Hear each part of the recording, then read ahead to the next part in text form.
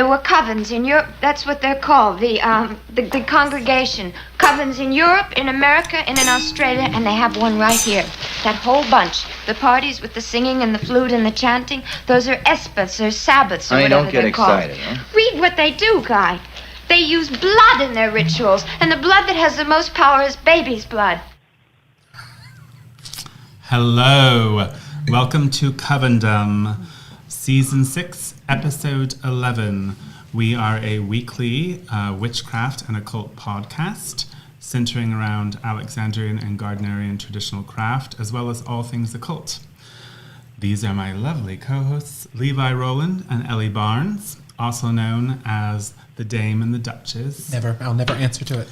And tonight we have a very special guest for our ambush interviewer, who is Sharon Day. Sharon Day is a High Priestess of Alexandrian Witchcraft and runs the Coven of the Stag King in London, England. She is the owner and operator of Rose Ankh Publishing and has published her own book, Witch as a Psychopomp, which is apparently going to have a revised edition because it received so much good press. I myself read the book and I found it delightful and a really good nod to something that's often not talked about, how witches work with the dying and the healing that goes on with that process. Sharon is also a co-host of the Alexandrian Grand Sabbath taking place in Cornwall, England this summer, along with myself, Christian Day, and Maxine Sanders. We're very much looking forward to that, and Ellie will have some more news on that subject shortly. So I'd like to welcome you. Our format is going to start with Ellie giving us some occult news, and then Levi will be doing a demonstration, and then we will bring on our ambush interviewer. We do not know what the topic is. She will be asking us questions on a surprise topic, and then we will receive calls, and you can call in at 309-GODDESS and talk to us live, or you can put questions in the chat. Please go to our YouTube channel, Hex Education, and like and subscribe. This helps with the algorithms. We use Restream, so a lot of people watch us live on YouTube, but most people who search us in the archives are going to find us live on Facebook. Most people who are going to search for us in the archives are going to find us on YouTube. So please like and subscribe, even if you joined us here today on Facebook, which I know most of you do. Anyway, I'm going to pass it off now to Ellie Barnes for the news of the week. Hello, everyone. Thank you so much for joining us tonight for Covendom. So as usual, when you're assigned the news, you get on the computer and you start looking around. We've got our ways that we type in words and ideas, and then you just see what happens. You know, there's a few magazines like The Wild Hunt that do some reporting in a weekly way, and then you can choose UK, Canada, Europe, the world, and look at witchcraft or pagan topics around the world. So I usually choose things that really stand out to me and are big.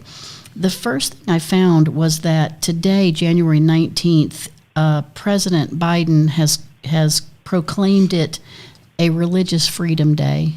January 19th, Proclamation of Religious Freedom Day 2025. And he said he wrote it. I doubt he wrote it, but he certainly was able to read it. I won't read it all. It's a page and a half, but faith sustains many of us across our nation, sharpening our sense of purpose, uniting us in shared belief, and reminding us of our obligation to each other. Whether you worship in a church, synagogue, temple, or mosque, or magic circle, I added that part in. The Constitution of the United States protects every American's right to practice their faith freely or to practice no faith at all. So I thought that was a nice message, as some of us may worry that religion and the state are becoming mixed under the new administration. And I like that Biden made a speech and a comment about religious freedom. So you can find that online and read it for yourself. It's really lovely. Then the next piece of news, Coast to Coast with George Noory is an AM radio talk show that goes all night long. And the reason I know about it is because my 93-year-old father listens to Coast very loud all night long. So George Noory has on Bigfoot, UFOs, science of mind people. And last night, or January 15th, he hosted a giant show, Witchcraft, the best of Coast to Coast through the years, and he had a lot of different speakers on witchcraft, famous women witches, and I didn't listen to all of it, but it was an interesting show, and I'm sure you can look it up and hear more about it. But that's a major TV show, and a radio show, and a lot of people do know George Noory and Coast to Coast. It might even be that Christian's been on it once. I'm not sure. We'll ask about that, but he was on Coast to Coast a very long time ago because Rosemary Guiley used to be on it quite a lot. She was on all the time, and she was really good friends with George. So Witchcraft, the best of Witchcraft on Coast to Coast, was aired January 15th. The big news, and I did see this on Instagram because I follow the Witchcraft Museum in Boscastle on Instagram, and I saw this post kind of pass really quickly, and I backed up, and I was like, wait a minute. Coming soon for 2025, Alexandrian Witchcraft. It's an exhibit, a history in 50 objects, and I know our interviewer Sharon Day will have helped with this, and I think we've seen a video of Sharon looking and seeing and asking questions about some of Maxine's oldest objects in terms of her tradition. So I don't know exactly the dates for this, but it will be ongoing in June when we are all in Wales, and we are planning an excursion to Boscastle. So we will be there with the leadership, Maxine Sanders, looking at her things and getting all kinds of special but here's attention. some fun thing you may not know, Ellie. You've worked with some of these pieces. Yes. Some of them. Right? Because This piece. Val, who's the Oswistry, I'm probably to this day not saying Oswistry right. They were borrowing some of the tools while they were still working. And so some of them have gone to the museum. And I've got to say about an Alexandrian Witchcraft Museum, it's about time. Right. Because I feel like we're constantly ignored in the UK. So I very much am looking forward to it. It's exciting. I think it's really big news. Very exciting. For I'm looking everyone forward to it. who studies witchcraft, Alexandrian witchcraft is a pillar in the In modern the occult witchcraft revival, yeah. revival. So we all need to see that exhibit. And excited about that. Okay, next and last, it is the year of the snake, the year of the wood snake. The first full moon in January ends the Chinese year, and the new moon in January begins the Chinese New Year.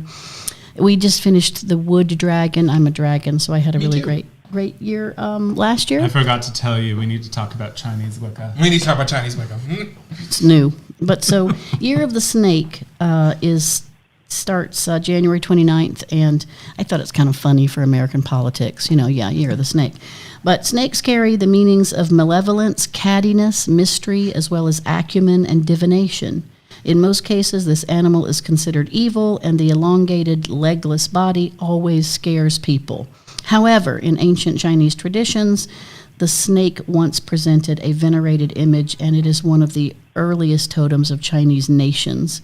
Chinese mother goddess Nua, N-U-W-H, Nua, who is said to have created humanity, has the body of a snake and the head of a human. The Chinese dragon also has a snake body. Today, in some places in China, people still believe that the snake found in the courtyard can bring good luck. So people born in the year of the snake are considered rational, calm, thoughtful, and loyal to loved ones. But they'll bite the ankle of all the people they don't like. The ankle biters. The ankle biters. Just like my favorite dogs. I'm excited about it's a yin sign, and it is fire of the 5 elements, and it will be an interesting year of the snake. So, and you can find some websites that show you if you're a tiger or rat or ox, what the year of the snake means for your Chinese zodiac. So, of course, I looked mine up, and it was a most excellent year in business and money-making for the dragon people in the year of the snake. Congratulations, right? So that's my news today. Maybe not everything. The planets, Mars is in retrograde all month. It's back and forth between Cancer and Leo. When a planet's retrograde, it's closest to the Earth, so Mars' power is going to be exaggerated, quick to temper, anger, fires, war. So let's all remember, if we get frustrated, to go outside, take a deep breath, and get a really big glass of wine, and all will be well. All will be well. But go breathe before you start yelling. Year of the snake, Mars retrograde, and it's going to snow in New Orleans on Tuesday. Every major weather Everyone person is predicting losing their it. mind down here over this. I think it's hilarious. It's hilarious. But we just really don't know what to do. We're all going to be in our house huddled next to the wood stove with all our faucets I'm not from dripping. here, so this is not a shocker to have I'm an going inch of on with snow. life as usual. Yeah. We are having... Brian's from the Northwest and I'm from the mountains. I did have Instacart from Costco deliver lots of food and lots of wine ahead of time in case, it gets really rough. In case you can't leave for a day. Right. Anyway, that's my news. Blessed be. Blessed be. Levi, occult demonstration. Yes. So today, as a demo, I've got 2 books to share, but before I get into them, I'll sort of give an idea of what I want to go over today pretty quickly. The thing that I'm going to sort of introduce today is the concept of barbarous words in magic. So if you're somebody who studies magic or you're interested in the occult, you're going to come across this term or you're going to come across a tool or a book that uses what it calls barbarous words. What does that mean? Well, the word barbarous comes from Barbarous in Greek, which means foreigner. Mm-hmm. At one time, it was a term used to describe anyone outside of the Hellenistic world who didn't speak Greek and was not raised within Greek culture. That barbarian gibberish. Mm-hmm. That's where the word barbarian comes from, right? So over time, this got expanded in the during the Roman Empire, so that it was anybody outside of the sort of Hellenized or Romanized world. So anyone outside of the Greco-Roman, Latin, or Greek-speaking world. This included Celtic language speakers, Germanic language speakers, Aramaic and other Semitic languages in the Middle East, and then of course Berber languages in North Africa, stuff like that. There came to develop a tradition where certain prayers, pieces of liturgy, or whatnot were kept in languages that had been lost in translation, even for the practitioner. So that's one definition of barbarous words. They're words that are maintained in magic spells or in magical liturgies that we either don't know the translation to, or the speakers or users of those texts would not have known either. But there's also a deeper thing that happens with barbarous words, which is the combination and recombination and constant iteration of vowels.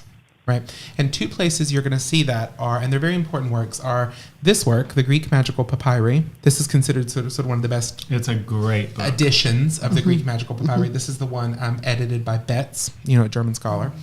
And then another place you see it a lot are in Gnostic scriptures.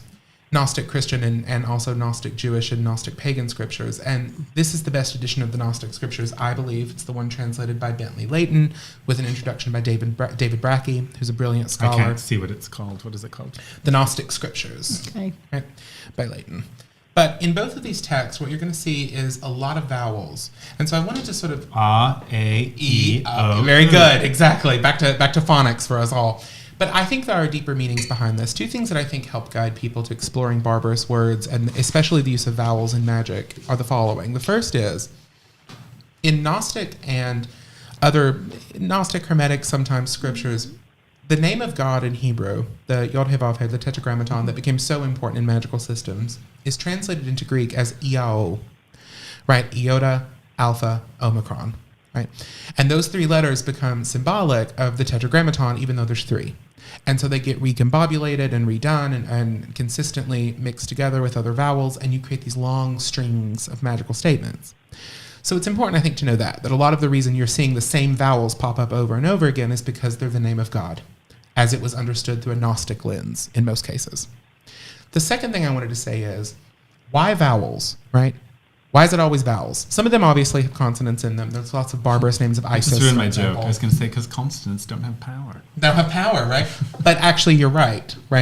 There's actually wisdom in what you're in the Because the joke. melody is in the vowels. The melody is in the vowels, but in most languages, not all, of course, but in the vast majority of languages, vowels are the heart of syllables. Mm-hmm. They're the building block of words. So they have been given mystical connotations. This happens in Hebrew with Kabbalah. This happens in Sanskrit, the idea of the Om as the primordial sound that creates the universe. This happens in Arabic, in Quranic mysticism and amongst the Sufis and whatnot. And so I always like to give a little example of why I think these are powerful. Vowels are always voiced. That's the term we use in linguistics. What that means is your vocal cords are active. The word vowel has the same root word as vocal or vocalization, right? Vowels are always voiced. Consonants can either be voiced or unvoiced, and I'll show you all what that means very easily. If you make the sound F as in frog and you touch your vocal cords, like I've just been doing this, so now it's nothing vibrates. There is no vibration. But if you vibrate your vocal cords, you will change the F as in frog to a V as in vixen.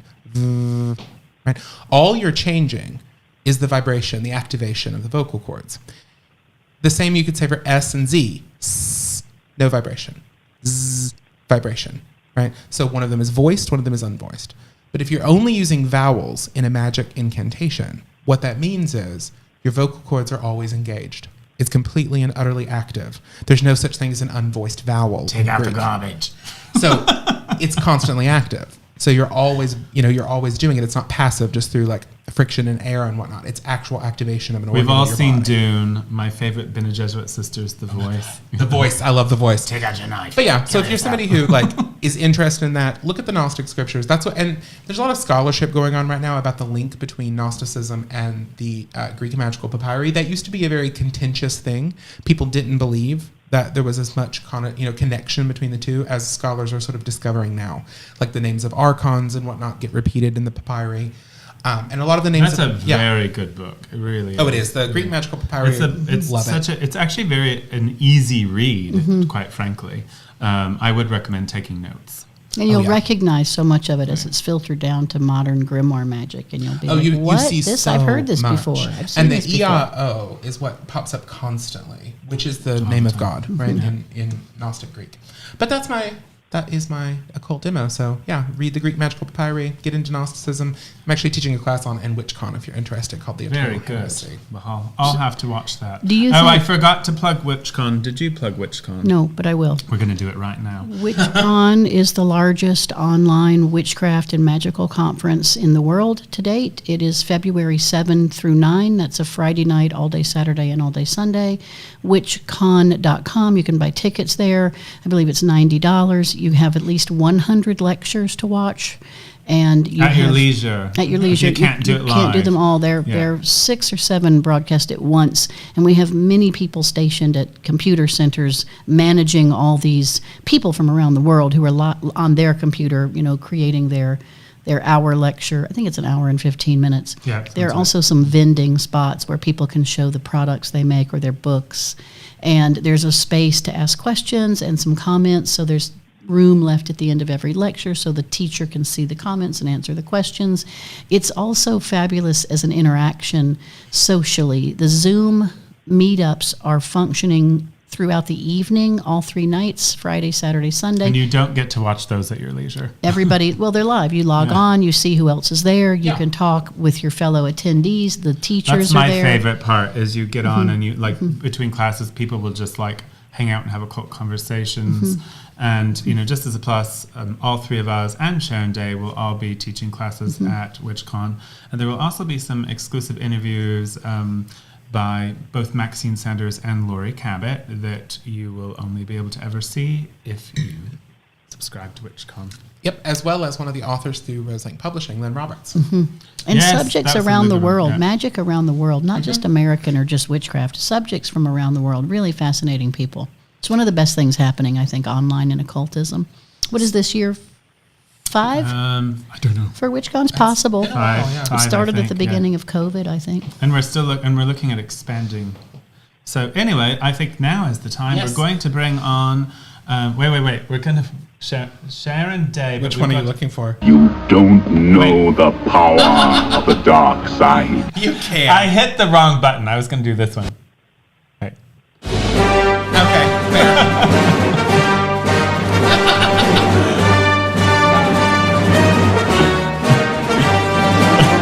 He A picked long the time ago. I don't know if Sharon will remember this. Sharon and I were accused of being on the Death Star, I think it was, along with a few other people. But I'd like to welcome Sharon Day as our special guest and ambush interviewer. Blessed be Sharon. Blessed be Sharon. be. Thank you for joining us.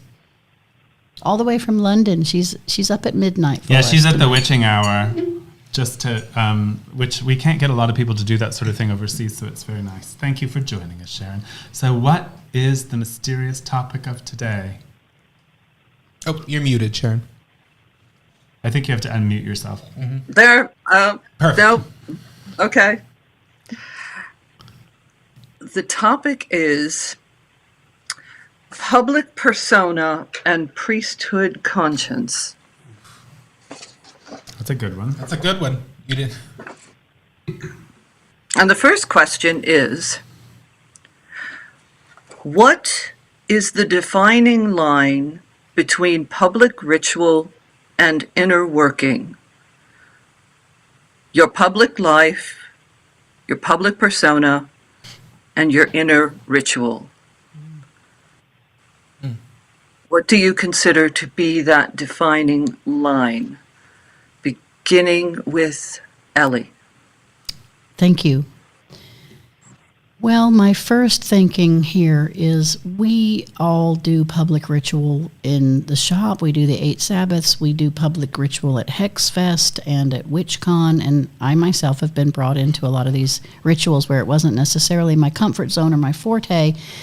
And I just had to learn to do more theater. I really had to learn to project my voice and keep good eye contact and not make my double chin stick out by holding my head up better.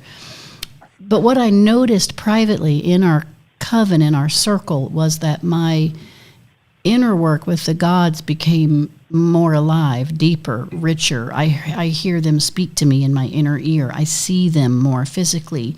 There's a lot of light movement and energy forms that I see in our private work that I can't really describe even or have people believe me when I try to talk about what the private initiated experience is all about. You want to translate that excitement to others so they can see the beauty of the rituals and the planning of the rituals. You want to bring that spark of enthusiasm to the public work, but there's just such a big divide between, for me, what I experience privately and what I exhibit publicly. They've both gotten stronger. I think my inner work's gotten stronger because I've worked on the outer too. It's a good correlation for me. Yeah, that's my answer. Great. Levi. I think I'm inspired a lot by a lot of mystic literature where there's this differentiation between public liturgy and then the private consummation of religious experience. Sort of, if you've ever read anything by Catholic mystics, this is the difference between sort of the Mass and then the bridal chamber that the nun experiences in the convent, in the ecstasy of prayer. But there is a sort of sharp distinction between that. And I think a little bit more, I am a priest who is a little bit more nervous sometimes about giving too much to the public or about weaving in certain things that I believe are sacrosanct to the craft into public spaces. I'm a little bit more edgy about that, I think, than other initiates. But I think my dividing line, like how I determine the dividing line, is what I think would profane the gods. I think there is a certain concept in mystery religions in general, of which I believe we are a part, of you don't profane the mysteries. And you learn intuitively, I think, what that means. It's similar to like a lucis. It's like, I'm not going to show you what's in the basket publicly. I might sing a hymn to Demeter or Persephone with you, but I'm not going to show you what's in the basket publicly. So I think I like to keep that secret. So how I talk about the gods publicly, how I interact with the gods in a public ritual is nothing like the esoteric experience of the gods in the circle. So that's my line. I think it's the difference between prayer and invocation. Right? I will pray to the gods in public, but I will not invoke them in the same way that I do in circle in public. So that's my line. Brilliant. Mr. Brian. Well, most people would be shocked to find out that by nature I'm an introvert. I'm an introvert who's really good at pretending he's an extrovert, and wine helps. People don't believe that, but it is so true. It's true for all three of us, really. So there's different dimensions to this. So obviously, there is an outer court and an inner court of witchcraft that has been in the inception of the modern witchcraft revival from the moment Gerald Gardner published a book. From the moment Gerald Gardner went on TV, from the moment, all these things started to happen and continue to happen to where you've got books and lectures and public rituals and people starting up their own things, which are often quite literally always in the public eye, but that entire time in the inception of the craft, there has still been the secret society of witchcraft, the inner mysteries of the craft, that even if you wanted to share them, you truly couldn't.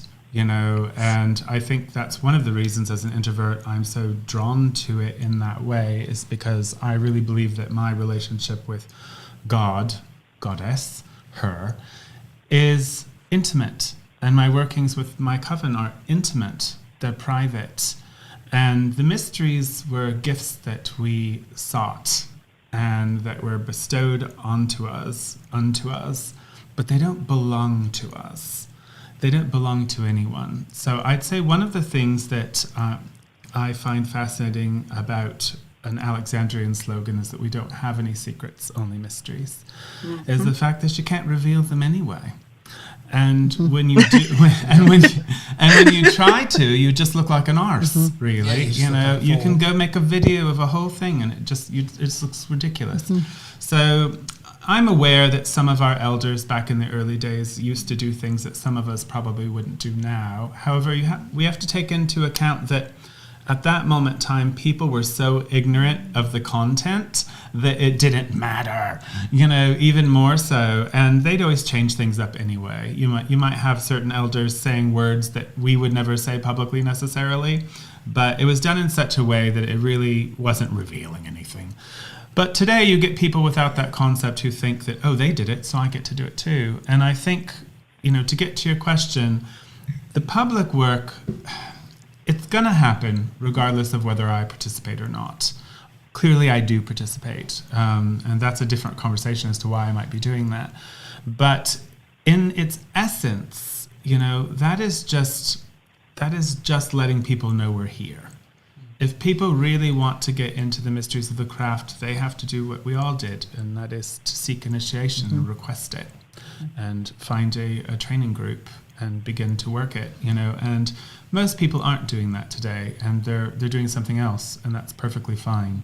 We're not trying to filter people into some sort of secret society. It just happens to exist.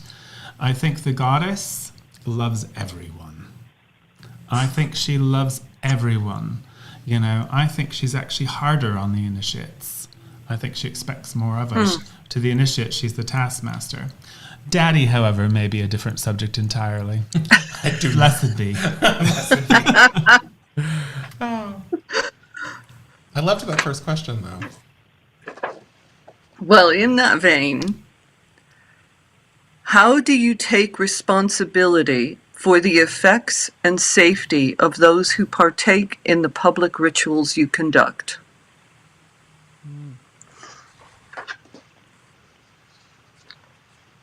Brian? Well, that's actually a really good question. So I designed my rituals in my first book, Initiation to Witchcraft. Those are the ones we use in the store. And they really are already established occult workings that are safe. So the primary way we make a space is the lesser banishing ritual, the pentagram. It's just been Egyptified. Is that even a word? Egyptified. So if you don't know what the lesser banishing ritual, the pentagram is, you wouldn't know that's what you're doing. But what we're doing is we're creating a space by banishing negative influences. And we don't really invoke anything except the goddess in a soft and gentle way. And it really shocked me when she first appeared that way,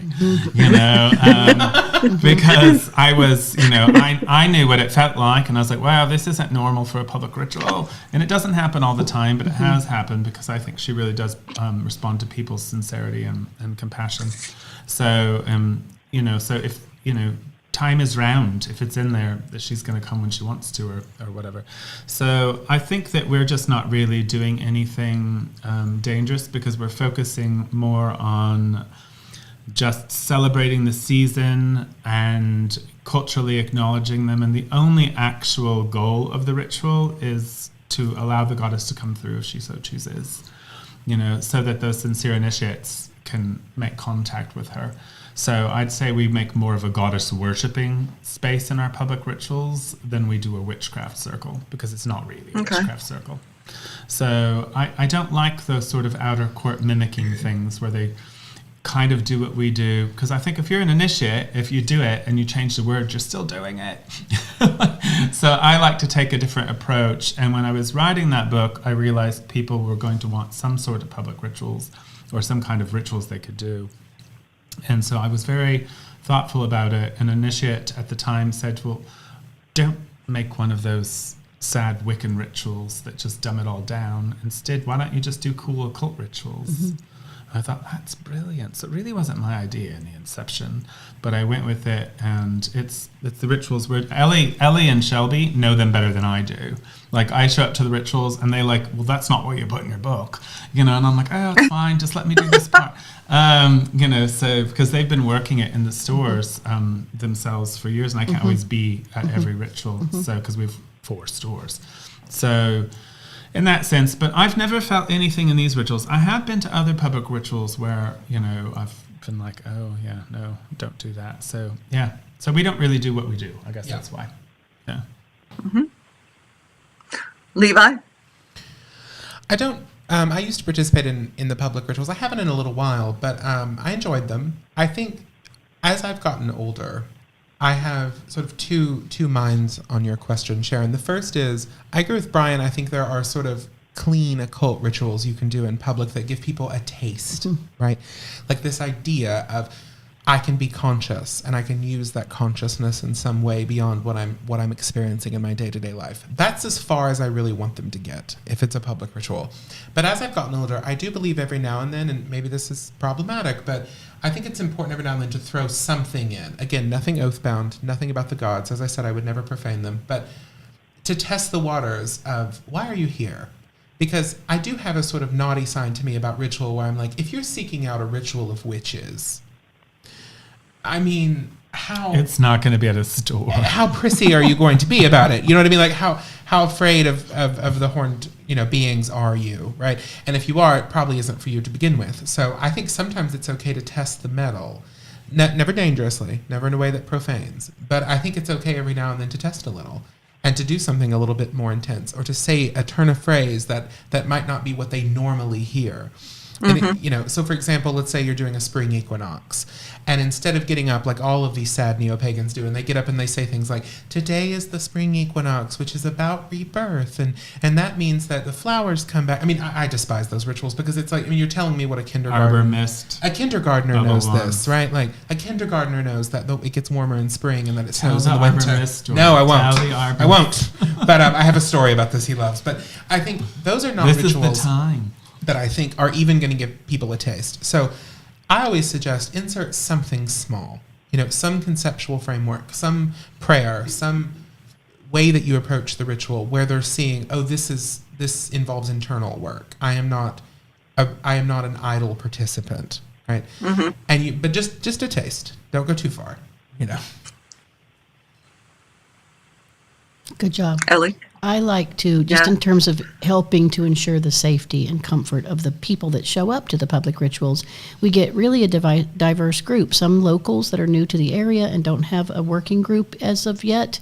We have tourists that are just stopping by. They think it'll be something interesting to see. Quite a variety. And so one thing I do agree with is that Brian's book, The Rituals in Initiation into Witchcraft, are classic occult in structure: proper opening, proper middle, proper closing, proper grounding. So those are good. That's going on all the time. What I do personally and extra is I stay after the ritual, introduce myself to people, shake hands, ask if they have any questions, look psychically around the room and make sure I feel everyone's comfortable and okay. Try to give them some resources online to keep reading and studying. Tell them who we are at Hex and Omen, that they can come back here and find books and resources, and just be personally available as a psychic and a reader, and at this point a spiritual teacher, and tell them I'm here for them and where they can find me. And this last year we had some of the same people come to every single Sabbath ritual, devoted. That was their opportunity to worship the gods, and it was really real for them. It is really real for them. It's real for us, but like I said, we're not letting our inner work all the way out for people to see that. But for those who don't work in a circle, they don't know. They think this stuff's, I would say it's real powerful. The goddess does come down. We have real powerful workings here, and sometimes out of our control. The gods have their own way. So I just try to watch the people and make sure I think they're okay and they're grounded. Of course, we give them all a good glass of wine at the end. That helps them. Yeah, we turn it into like a mini little soiree. And we go out often. We offer to go down the street to one of the pubs and keep talking. And I think that's really lovely, too. Those who need a little bit more attention can get it that way. But yeah, pay attention to the people. Sometimes we should choose 2 pubs. You're not wrong. The one for the Those and the one for us. I would personally sacrifice my own joy and go to the one where the people needed me. That's what I would do. Even though I'm a dork. I'm dressed as a dork sometimes. That's okay. I'm here for the people. Sort of. She's our populist witch, apparently, Sharon. Oh, well, you don't. Ellie cares about I'm you. here for the gods, and you Ellie never cares know. about the masses. But you never know. You cannot judge a book by its cover. Sometimes the strangest person turns out to be the most devoted witch That you've is true. ever I'm seen aware. in your life, right? So, we don't know. Sometimes it's nice So to make many. space for them. Yeah. The strangest yeah. people in the world. Yeah. Can't expect really witches to be normal. No. It'd be weird if they were. Great question, though. Real good question. Well, this one's a bit, probably, let's see. Do you wear the same robes and regalia, and do you use the same weapons for public ritual that you do for your inner work? And if so, why? Or if not, why not?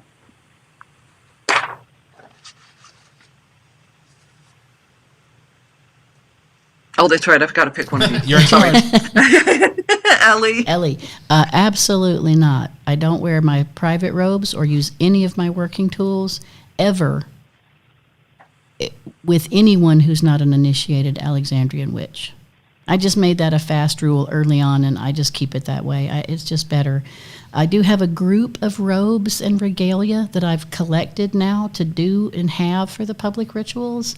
And I might wear some of those in our circle for special occasions, but my gifted robes and my traditional robes and all of my tools, I just consider them so sacred. I don't want anyone else touching them, looking at them, slobbering on them, or seeing in the brighter lights the red wine stains I can't actually get out of my There you go. robes. That's the real reason. Right. But it's a real dividing line there. Leech is a wonderful I don't leech. even have them out at home. No one would ever see them. No guest would ever say, "Oh, look at this wonderful thing."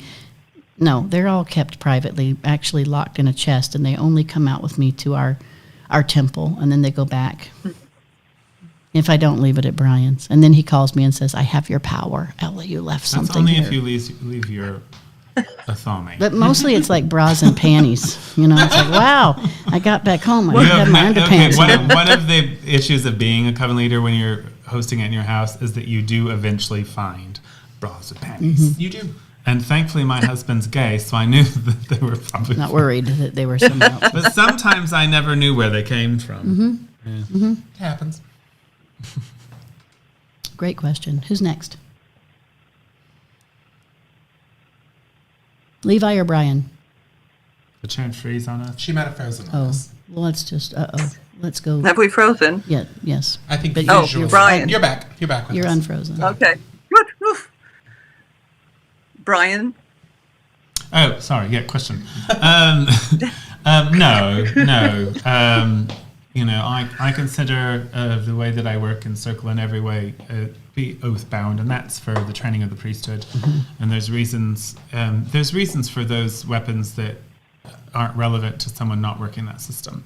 So when I wrote the ritual, I devised different tools. I did design a pentacle for it, a very beautiful pinnacle that I called, what did I call? Oh, I made the mistake of calling it the Pentacle of Alexandria, meaning Alexandria, Egypt. And I have paid the price for naming it that so many times because people will say, well, I've got the Alexandrian Pentacle. So, no, you don't.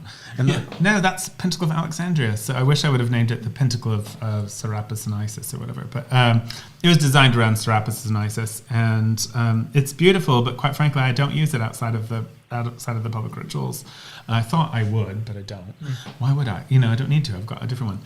So, but I designed that, and we use like a lotus wand because those are sacred to Isis. We have a ceremonial knife. We use a beautiful thurible that's from Eleusis here, but we don't really use. Somebody sweeps the space with a broom. So there's some tools that we use in the rituals that are called out there, but not witchcraft tools. Not witchcraft consecrated. Nothing consecrated in the circle. They're more like magician tools, really. Okay. Levi? No, I don't. It's just a habit, I guess, I've developed over the years. But I do think it was consciously chosen. But yeah, no. That's a no for me. And we're aware Okay. that there were times when the elders did sort of do those things. I just think it's a different time now, and it's different. Yeah. One of the things I say, to be long-winded about the subject, is my oath is my oath. It wouldn't matter if the greatest witch in the universe broke them in front of my face. That wouldn't give me permission to break them, and I'm not going to. Blessed be. Blessed be. Blessed be. Number 4. Do you find your book or academic knowledge contributes to or detracts from the simplicity of working magic? Or, put another way, does your academic knowledge enhance or block your recognizing or sensing? She must be having a bit of internet problem. It's a great question, though. It is. Yeah, it's going great. Let's give her a second Yeah. to come back on. She's calling from the UK, everyone, so it's possible. Oh, we're having. There we go. Yeah. Hello, Sharon. You're back with us. Hi, you all ran away. I know. Into the darkness. That was such a tough question. It is a tough question. Did you finish it? It was good. Do you find your book or academic knowledge contributes to or detracts from the simplicity of working magic? Or put another way, does your book, academic knowledge enhance or block your recognizing or sensing the moment of magic? It's a Levi. Great question. This is a very good question, and it's actually a very hard one for me. Because there's a timeline to it. Here's the thing. I think I am a bit of an odd duck in this question because You say that about every question. I'm a heretic. I'm an odd duck. I might be special. I know, right? In my private life, just as a human being, I love reading. I'm a sort of voracious reader. I love to consume a lot of historical texts about things like the mystery cults, or about things like the history of the occult, or things like magic. And so I do think that can have an effect. Because it can basically turn what you're doing into... I actually talk about this in my book, Mother. It can turn magic into what I call a butterfly collection. Like, the butterflies are beautiful, but they're still dead, right? Like, there's lots of them. You've collected them. You've labeled them. But they're all dead, right? Like, you're not experiencing a butterfly. You're experiencing a collection Look at this extinct butterfly. Exactly. Like, you're experiencing a collection of beautiful cadavers, right? So, but... I think this is going to get a little into the weeds for the question, Sharon. I think it depends on what kind or what forms of magical training you're drawn to as a person and what you are really leaning into in your work. So a lot of people, I think, in my private life are surprised that I am actually not, in my private life, a huge practitioner of very ceremonial forms of magic. Mm-hmm. I like to study them, but when I work magic, I tend to use more ecstatic sort of primal rites. Mm-hmm. Which I think surprises people, but that's my preference. And so I've been able to keep that balance. But I do find that if I go too far and I detach myself from the experience, there is a disassociation that happens, whether you like it or not, when you're so in the weeds academically that you're not actually in the experience itself. Mm-hmm. So I do think that has happened to me a lot. And I've had to re-examine what I'm doing and say, okay, you're bringing something into the circle with you. You're putting a layer on this instead of just allowing it to happen. So I think if you are someone who's incredibly academic or you're somebody who's very bookish, I'm very bookish, it is something you should be conscious of in your magic, because I legitimately do think it can cause issues. But it just creates a separation between you and the experience. Mm-hmm. Mm-hmm. Brian? Well, someone wise might have said once that academia could be a magic killer. And I agree with that. So when I first approached the craft, I wasn't academic at all. Not really. I did have my first teacher in witchcraft was very interested in Celtic mythology, so I was very exposed to a lot of Celtic mythology. But I went through a journey of starting witchcraft out the same way everyone does, and you get your tarot cards, and you get your crystals, and you read this, and you read that, and you do all these things. And then I went through what I call the 90s, which is when in America, everyone tried to make everything Celtic, and they tried to like separate it from the occult, you know. And I went sort of full circle in my craft and re-entered the occult at one point in time. When I became Alexandrian, I felt even more challenged to immerse. I was like, I guess I better learn the Kabbalah, you know, because you hear, you know, Alexandrians wear white robes and do the Kabbalah, and they have angels, you know, so that's it. That's the only difference.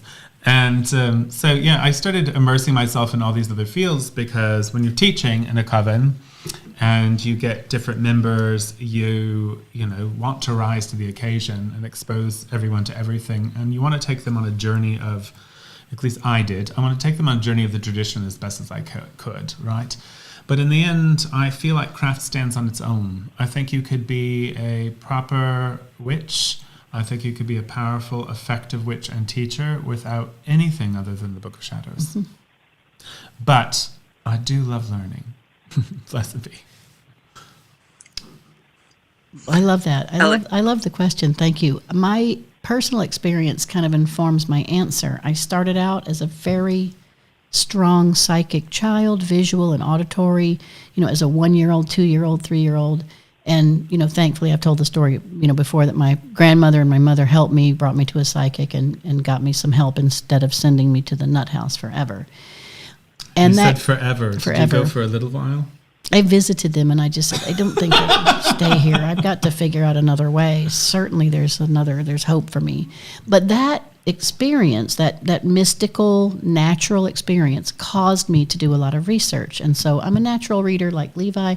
I studied philosophy in college. I got a degree in philosophy. I got a minor in comparative religion. And I read extensively on history, philosophy, religion, and the occult, because that's the source material I was looking for. Of course, that was in the 70s and 80s, and the occult material was pretty scant in that time.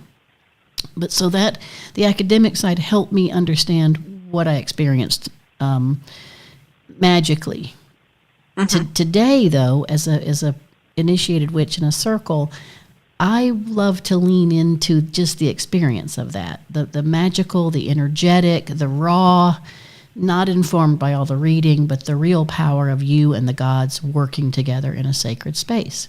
And so today, if I look at that, just like Brian, I'm glad I'm educated in the occult. I can hear people and talk to them and educate and know roughly what they're talking about or how to research people, something. She means various entities. Various entities. But if somebody said, okay, Ellie, you're going to go work in magic circles with academics only, or raw, primitive, coming out of the woods witches who didn't read or write, which would you pick? I'd pick the raw, non-reading and writing witches coming out of the woods. I think that work would be powerful.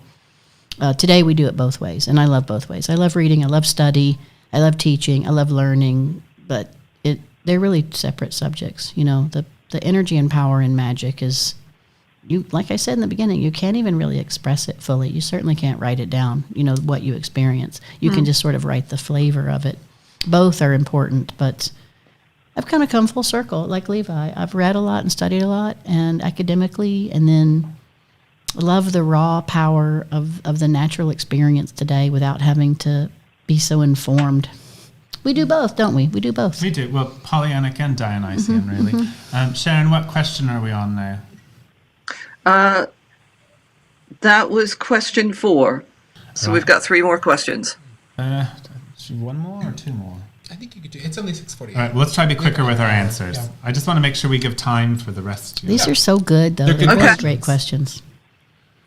Do you work for people who request help? Who? Oh, sorry. I'm really... Ellie. Often we work for people who request help. Healing work, protection work, sometimes people, it might be a pretty good friend of mine, their child or their neighbor suddenly has an emergency. If I think it's legitimate, I try to get a picture and as much information as I can, and I bring it in. And it's good magical training for us to do healing and protection work. In our community, we certainly have people, LGBTQ people and people of color and women who need help and protection. We jump to do that quickly. Protection for magical groups. Fair treatment politically. I think those are things we would jump in on and do quickly, and we do that.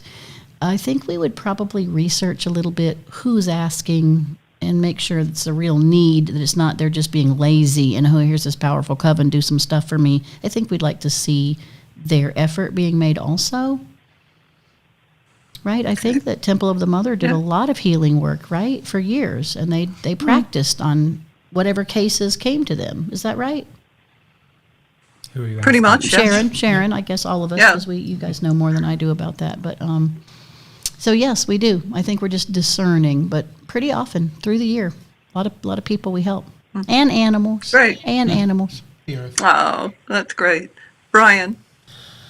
Yes, we do. I think if we're asked, of course it would depend on the work, So when it comes to healing, it depends on how much knowledge we have about the healing. I won't work healing for someone without proper information. Protection, that's an easy one. So you don't really have to worry too much about going wrong with that, but it depends on what it is. No, we're not probably going to help you with your love life, Dang it. Probably not. But usually it's coven members who are bringing something to the table for someone in their outer court world. But sometimes it happens to where you get a knock on the door. I remember in New Orleans here, an older woman who I think she's passed since then knocked on my door. This has been almost a decade ago now, and she just had X-rays of her granddaughter's broken bones because someone had been beating her. And it was the break of dawn, which means I hadn't slept yet, and she was asking for help, and she said she'd gone to the police, she'd gone everywhere else, and I took the X-rays and I said, leave it with me. It was months and months later that I was walking up the steps and they were having one of their giant celebrations. I'm not completely sure this was related, but I think it was. A woman grabbed me by the hand. I was walking in and she said, thank you. I know what you did for us. I know what you did for us. Thank you so much what you did for my daughter. And I, as an introvert, was trying to just get away from her. So we didn't really have a conversation of thanks. And at the time I thought she was talking about Christmas presents, but later on I thought maybe it was that. So I don't know if what we did helped or not, but protection's an easy thing to go into. When you get into the complicated intricacies of something like healing, you've got to be very, you've got to know what's going on. You have to be informed. And so it depends on if they're asking for themselves or randomly for someone else. I've got a dog right now who's dying, and it's not anything anyone could do about it. Magic can only make it go quicker and peacefully. Less painful. Any magic for healing would just cause the animal to suffer longer. Right. And I'm sure the magic for ending it will just have me in the doctor's office quicker. More likely, which is probably what's going to happen. Not suffering, the animal's not suffering, just going, completely going. So I think I've been long-winded. Levi, to you. It's perfectly fine. I'll be brief. I think, yes, of course, if people ask, and it's within the boundaries of what I believe to be proper for a craft priest. But I will say, I think that we're seeing a decline in people seeking out covens because of the rise of do-it-yourself witchcraft on the internet. So I think Interesting. Yeah. Sometimes I think I get approached by people who believe they have a right to what I do. And so they'll say things like, I'm doing X, will you do it with me? Or they want validated in some way. They don't actually want helped. You know what I mean? Can I just slip in a caveat? Yeah. You can finish. Yes. they also prefer to pay for it these days. They do. And the fact that we do it for free is not enticing. There's actually an entire ethos in certain magical communities, particularly in the southern United States, where it's not worthy magic if it's not paid for. Right. And it's a very different mythology than what we're used to as craft priesthood. So I do see a huge decline in it but I think that's societal influence. It's not because I wouldn't do it. I just think it's societal. It's not as Interesting. much. It's not as much as it used to be. I don't think. In our region, there are professional conjuremen, hoodoo workers, magical people, like prolific. Professional con artists. Well, and they charge money, and people are because of the rise of social media. They're advertised a lot, and people tend to go to those people now. I have clients a lot who say, "Well, I went to so and so in Santeria or Kimbanda, and I got spell work done, and it's a big mess." See, we're all in the wrong thing. and We could be we don't do charging it for that way. initiations and snake oil. We could all be rolling in the dough right now if we were doing that. And I think they are kind of suspicious, like, you do it for free? What? You don't charge money? And we're like, no, it's real work, and we try to help our We community. don't do it for free for everyone. We're not genies. No, you'd have to ask and get in, but there's a different society than there used to be. It's definitely Or a have different a climate. really nice bottle. I mean, a gift is nice. I'm Yes, kidding. wine is never What's your overlooked. next question, Yes. Sharon? Can you put aside your dislike of someone who has egregiously wronged you or a loved one, or someone with whom you fundamentally or ideologically disagree, and do work for them?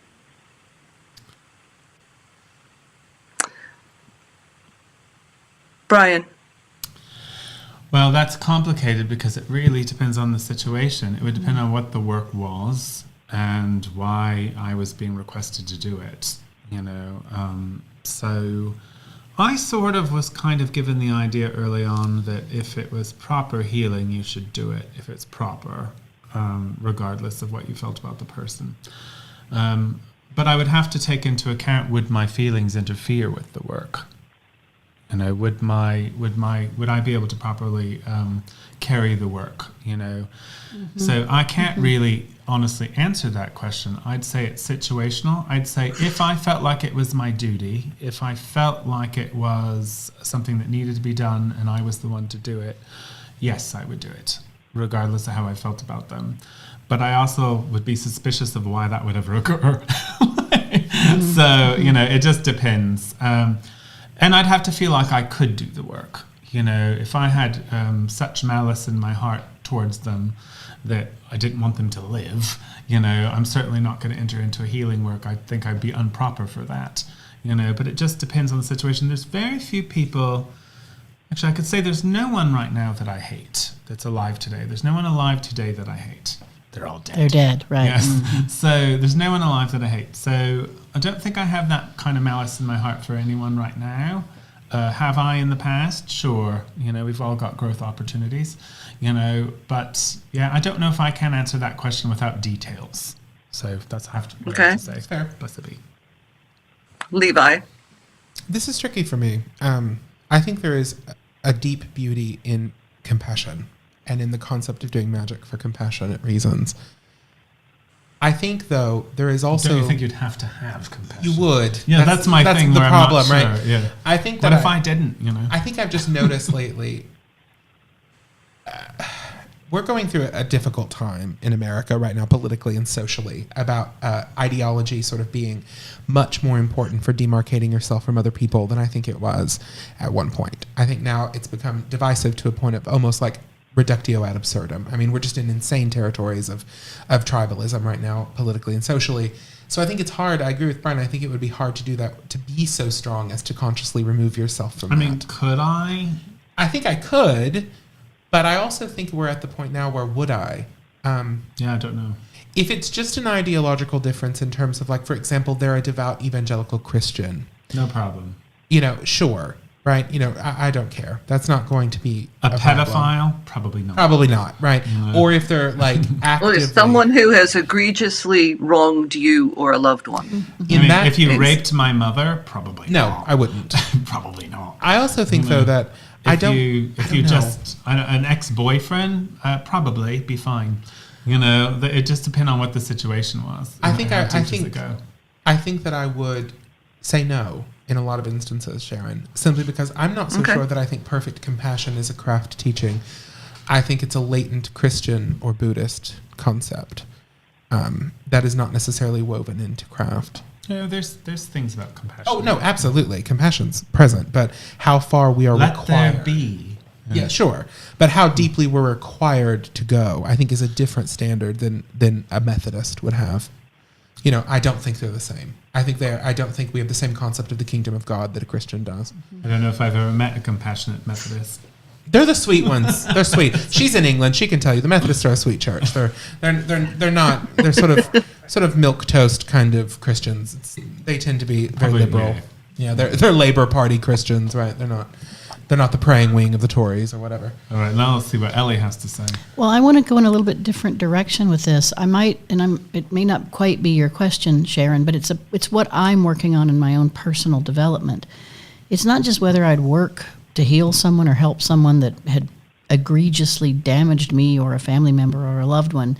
It may even go further than that. Can I step into the witchcraft circle with someone that I don't like their personality or struggle with their behavior inside and outside of the tradition? Do I judge their choices in their life, their values about work or money or their treatment of others? Magic for doing people, magic. not being in circle. But in the circle is the magic, right? So, but they wouldn't necessarily be there. no, but they could be there. They could So, be but there. my point about it is that my own work is to elevate, to try to watch my own ego, whether someone's offended me or not, or hurt me, or been ugly, and whether I know them, working with them, healing for them. I practice trying to develop my compassion. It's kind of a weak spot for me, to try to move my ego out of the situation. I believe in reincarnation. I think all humans make mistakes and all humans learn and get better. If I show up to do good work as a healer, as a witch, in ritual, then that's my report card for me of what I've grown and learned to do and forgiven. And so I tend to, as I've gotten older, when I was younger, I was a lot more petty, try to wipe off the report card of others and say, hey, maybe you really hurt my feelings, but you need something right now, and I'm going to show up really authentically and help you. That helps me be a better witch. Whether it's right or wrong, I don't know, but that's kind of my stance today. Rise above the occasion. Yes, when I can, rise above my own ego and let go of that and do good work. But I wouldn't do shitty work for someone. Yes, also I would do acknowledge good when work. you can't rise above it. I think it's just step as out. important to realize I can't rise above my ego Right, now. step out. So I'm not going to do this work because I can't get out of this feeling. But it's what I work on learning right now, discernment. which That's I'm, discernment. that's what I needed. That's what I'm working on. Yeah. But that's a great Excellent. question. Mm-hmm. Very good. Bless Okay. you. Good job. The final question is, it's a joint question from Maxine Sanders and myself. And this is the breeder problem. The what? The breeder problem. Don't know. And it's a problem that covens can encounter, and certainly Maxine did many years ago. And Breda was a seemingly well-balanced Irish woman. Oh, it's a person. And Okay. Yeah. I was like, Yes. what is a breeder problem? I thought you were talking about the Yes, goddess. but I'll come to this. A devout Irish Catholic. So she's a devout Irish Catholic, well known in the craft at the time, who asked to have her devoted Polish husband bumped off. And I said devout Catholic, so she went to confession every week. And she confessed to this every single week. And the priest gave her absolution, was no problem. Like she went in and said, I'm in a witchcraft coven. I want to kill my husband with witchcraft. Then there came a point at which Maxine was invited by Irish Catholic lady to lunch, and devoted Polish husband who needed bumping off was perfect in every way, in his serving and part of, basically browbeaten, ordered around. And Breda was very open about the fact that he needed bumping off. And Catholic priest was also invited to this lunch. Maxine asking, are you aware of this? Does she come to confession every week? Yeah, every week. And, you forgive her sins? Yes. So you're putting the problem on me, are you? And apparently they had a good old conversation. This went on for about 10 years. And so the question is, if someone comes to you, and this is obviously not going to be the exact duplicate scenario, with even a variation on it. I know the Coven of the Stag King early on had a variation on this. Come to us. So for people coming to you requesting a partner or someone in close affiliation who wants someone bumped off, I'm not looking for the simple, we don't do that answer. We know that. Rather, how do you enable both their survival when one wants the other dead? The moral responsibility of it all. Go ahead, Levi. This is a larger, ethical question of, if you know somebody intends harm, how responsible are you for their stated harm?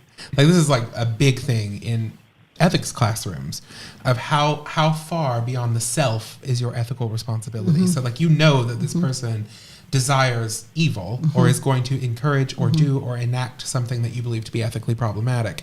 What are your responsibilities? Ooh, this is tough.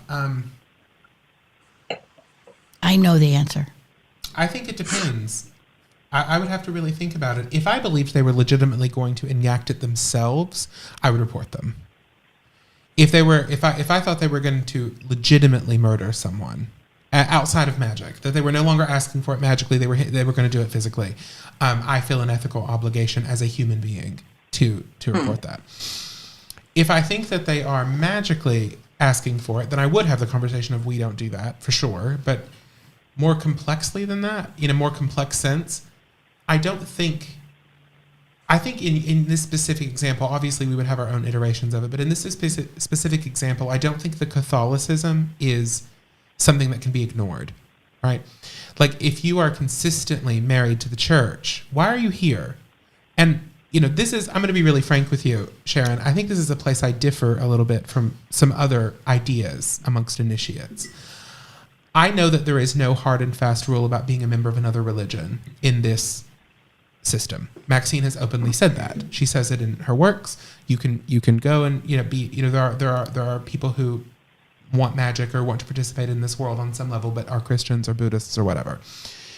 I think as we have grown, and as the world of the occult has changed, I think that we might want to revisit that concept a little bit.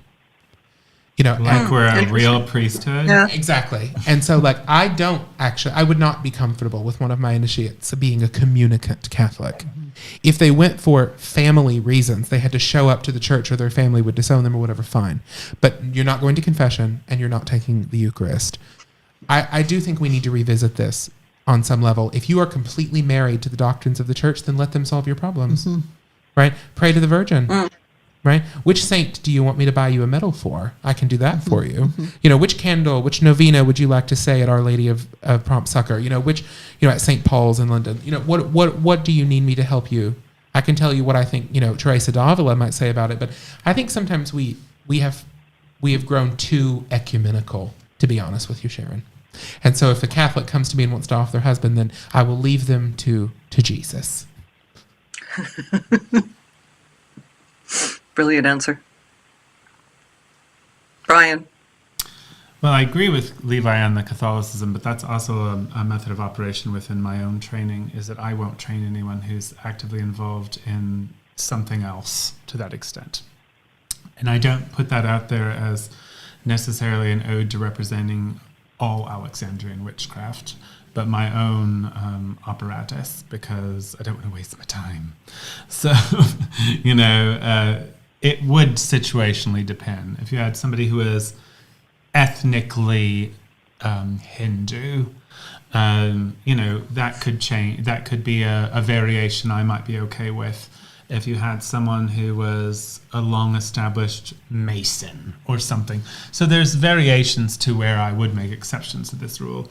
However, to the point of this conversation, I think first and foremost, I would probably perform my first banishment. Originally speaking, yes, I would have tried to gently guide her. No, that's not how we are. Do your diligence. Let's look at some resources here. But if she just kept persisting outside of a wicked sense of humor, obviously, I've jokingly said I wanted to bump Christian off. I was going to smother him with a pillow, and Ellie said, "Oh, Master Brian, you can't use a pillow. Pillows leave fibers behind. You must use plastic." But it was all done in good humor, and he's very much still alive. He is alive. So He will live no matter what. and one of us now, because this is before, or maybe not. But anyway, we might have been killing another Alexandrian. I don't know. I don't remember. But the point of it is no. If I had somebody who was continuously coming to me to kill people, and that's not something that we do, eventually it would be like, sorry, this isn't for you, and this group isn't for you, and I'm done now. Would I feel obligated to protect her husband or move into that situation? It would depend on how serious I took her. Like if she was talking about poisoning him, or I felt like there was actually an action in place, yes, then I would act. But more than likely, this is just an unhappy housewife who is just wanting out of her situation. And I suppose the first thing I would try to encourage her to do is just get out of the situation. Like, why are you still with him? Get a divorce. Get a young lover. Do something else. You don't have to kill him. There's easier ways to get away. But if it came down to she was persistently forever just doing this, then I would probably perform my first banishment. Okay, Ellie? There's a slogan in the South that's on billboards that said, "Let God sort them out," right? So we say, "Let the God sort them out." I would immediately... Do we? Well, Should we say that? I just would The say... wine's kicking in, everyone. Well, I would say that, she's a devout Catholic. She's going to the priest. She's doing all those Catholic functions. She's coming to witches on the side because she wants her husband killed.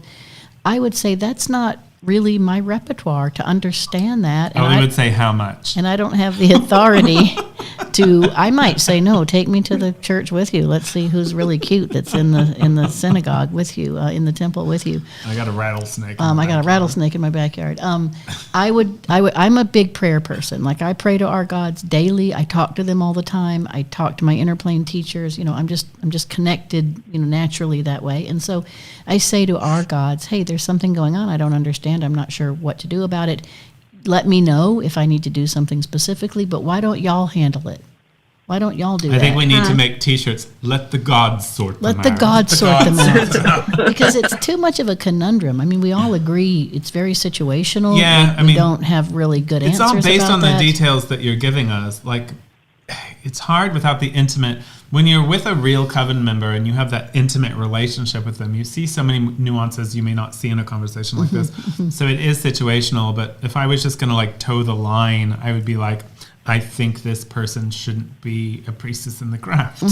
That's my bottom line, and I don't want to entertain her neuroses or delusions anymore, But I'd try to put a stop to it first. But change it. You weren't implying she wanted to join the Coven. She was in the Coven. No. Oh, I misunderstood. She was well known in the craft. I'm sorry, I completely misunderstood. It's unclear whether she was actually a Coven member. Right. She was she was in the craft. So obviously I couldn't banish her if she wasn't in the Coven. I thought you meant she was in the Coven. If she wasn't in the Coven, I'd stop taking her phone call. But a lot of Italian witches were Catholic. I mean, a lot, especially Is this in Italy? Irish. I mean Irish. But a lot of maybe in the 1900s, witches were still religious, and then they were witches on the side or privately. No, it happened. So that happens. Yeah. I don't think I'd be entertaining her to join my Coven if she was. No, I misunderstood the question, everyone. But to do the magical work, I'd send that up to the gods, and I would say, hey, y'all work that out. Yeah. I don't have the the bandwidth intellectually or morally to even look at this problem. So I'm I going to don't answer. know. I'm going to re-answer my question really quickly. So if it was just somebody that I was in contact with constantly, who was well known, who was just constantly asking people to do that, I'd probably try to gently guide her into another way. That'd probably be what I did. If that wouldn't go anywhere, I might put a bind on her and just move on. Well, move on. And so you use binding in order to ensure, because you're looking after both their survival. Yes. That would be what I would do in that circumstance. I misunderstood and thought this was a Coven member. Because he was lovely, apparently. Yes, I put a bind on her. The devoted probably. husband. But he was still alive 10 years later, right? And so was she. So Well, he was still alive. Now, interestingly, because I asked this question, and 10 years later, yes, obviously didn't do anything. But Maxine's response was, "Oh, well, he was dead already." Aw, Yeah, I mean, Yeah. you're not wrong. spiritually. Yeah, living a miserable life. Yeah, soulless. On all the different lives, Yeah. so browbeaten, he was Yeah. dead already. But wasn't she too, maybe, in a certain way, dead already? That she was Possibly. so fixated on that? I mean, so fixated. Yeah, Yeah. it sounds like a miserable I think situation. since we're moving into the end, Sharon, I want to let everyone know I do see your comments. If you have questions, you can call in 309 Goddess. You can put them in the chat. We will all be sort of coffee table talking, allowing Sharon to answer We questions. have one with more us. question, but let's be really quick about Oh, no, it. that was her last one. No, we have one more. That was the last one. Oh, never mind. Good job, Levi. I tell you, I pay attention. Don't perfect admit, I timing had then. strictly So- 7 questions. Yeah. So you can call in. Wait. I got to do it. He's going to do the voice. So we would like you to call in because Sharon Day's here, and she's called all the way from the UK, and the least you could do is pick up your phone. Also, we want to know. If the phones work. So They please do. call in 309 Goddess. That's 309 GODDESS. Call us, chat with us, and ask questions. And Levi's going to go through the chat now Yes. and start asking questions, starting with Sharon. Oh, gosh. But I want to ask. I'm going to actually Hot seat start out. now. You guys have done so brilliantly on every single one. Thank you. You had great questions. They were great They were questions. good questions. But I'm going to actually start the first question, which I'm not normally going to do. Sharon, Uh-oh. when it comes to Alexandrian witchcraft, what is the one thing you'd like to see change for us as a movement, moving us into a better direction? If that's possible. I think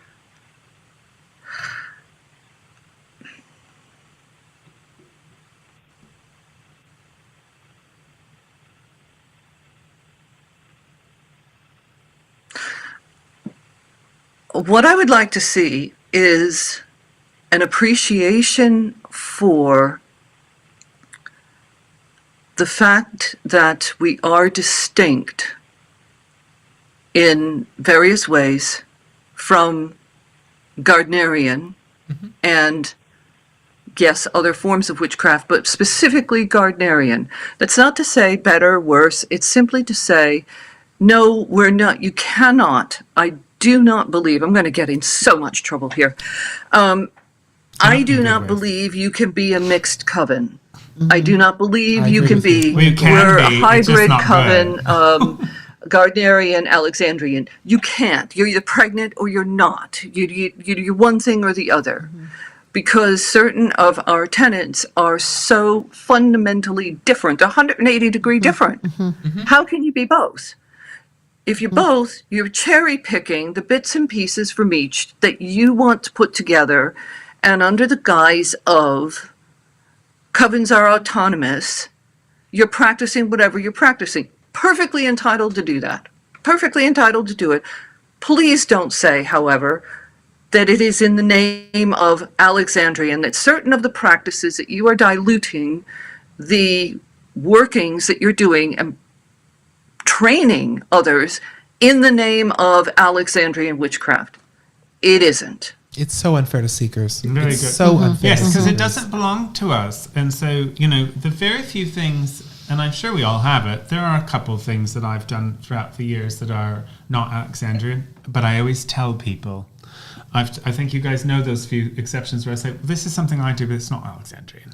You know, I can't say what they are here, obviously. But when you are a student trying to train into something and you pick Gardnerian or Alexandrian, right, you're assumedly picking it for a reason, you know, and the most disappointing thing is when you have those initiates training who find out 6 months, a year, 2 years, 5 years, that they weren't in it at all, whether by lineage or training or practice. So I think it's I'm fine with variation. I'm not okay with deviation, you know, and I think it's our duty to do the best we can to try to pass on authentic materials. Agreed.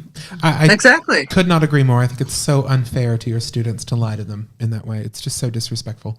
We do have a caller. Yay. Hello, caller. Hi, is this Shelby? Hi, Levi, Brian, Ellie, blessed be. Blessed Hello, be. Sharon. Hello. Do you have a question for Sharon? Because we don't need to talk to you. I love you, Shelby. I hugged you already. I love you too. We know this one, Not Sharon. as much as Ellie does, but So I have a question for all four of you. that's What? rebellion. And you kind of... One more time? I'm teasing you. I said that's rebellion. Well, I mean, that's always. What would you say, and you kind of already touched on this to a point, but what would you say to like the general public who are convinced that Alexandrians and Gardnerians are the same thing and don't want to separate the two? Let's let Sharon go first. Yes, that's a good question, though, because we have oath-bound stuff. Well, first of all, I would acknowledge that Alexandrian witchcraft is derived from the teachings of Gerald Gardner. However, the fact that Alex identified certain touch points, certain fundamental points that he specifically changed, that is what made Alexandrian distinct and different from Gardnerian. Could you repeat the question again? Just because senior moment, I've forgotten the question. Yeah. I want to make sure I answer it. But what would you tell people for the general public who are convinced that Alexandrian and Gardnerians are the same thing and don't want to distinctify the two or separate the two? Okay, then carrying on from what I said about identifying where the similarity is and the explanation of why it then deviates from Alexandrian, from Gardnerian. And if someone is unwilling to accept with explanation these fundamental differences, that's on them. There's a limit to what I can do because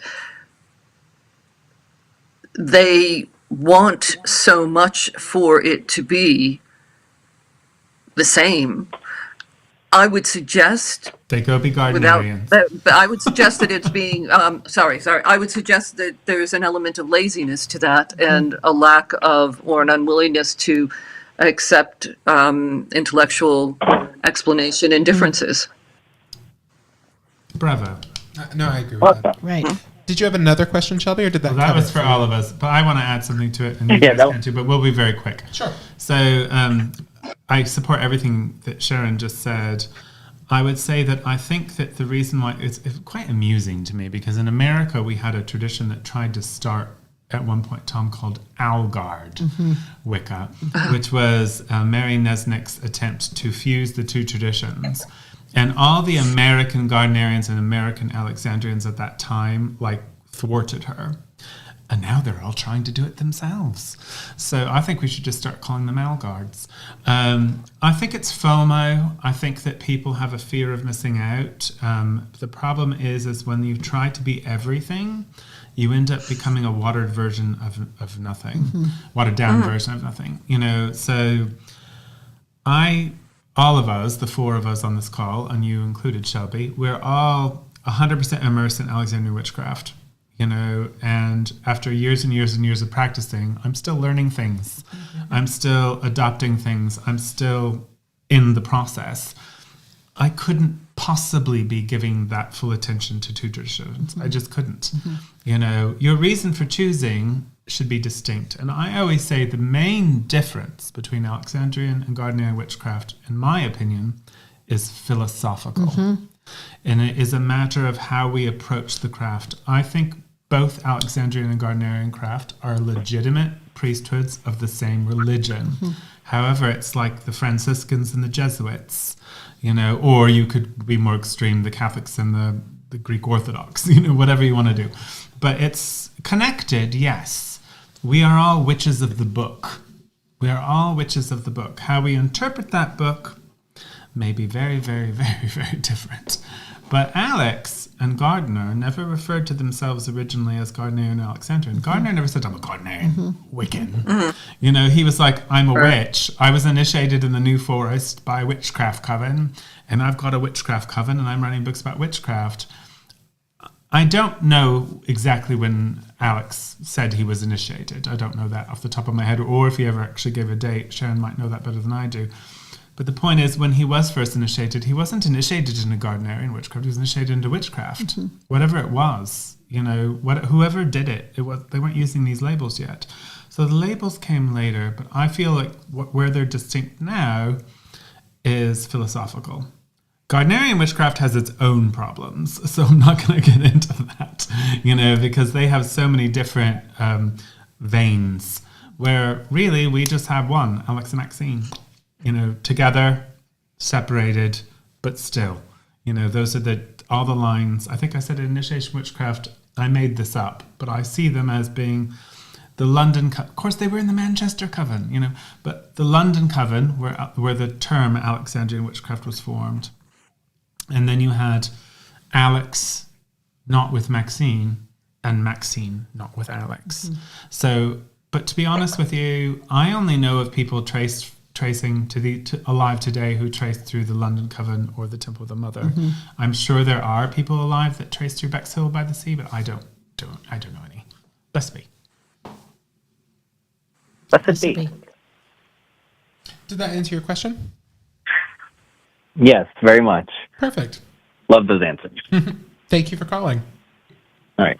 Blessed be everyone. Blessed be Shelby. Now, could somebody not in the Coven call? We do have another caller. Good. That was a good It's gonna be question. another Coven That member. was a good question. No, I don't think it is. Well, they're from Sydney, Australia, so It's Craig. It's going to be Craig Schumacher. maybe. Let's see. Hi, welcome to Covendom. Who's this? Hello, this is Stephen from Sydney. Hello, I was Stephen. wrong. He was wrong. What's your question, Stephen? Hello. I hope you're all well. So my question is, how do you navigate the process of unlearning a lot of the errors that one has learned on their magical path in the past? What did he say? How do you unlearn the errors that you have accumulated on your magical path? Well, we're going to give that to Sharon first. Oh, gee, thank you. That's a big one. It's your hour now. That's fine. That's fine because I can fully appreciate this question. Personally, Sharon, it's amazing to meet you on the phone, by the way. Thank you. Oh, pleased to meet you.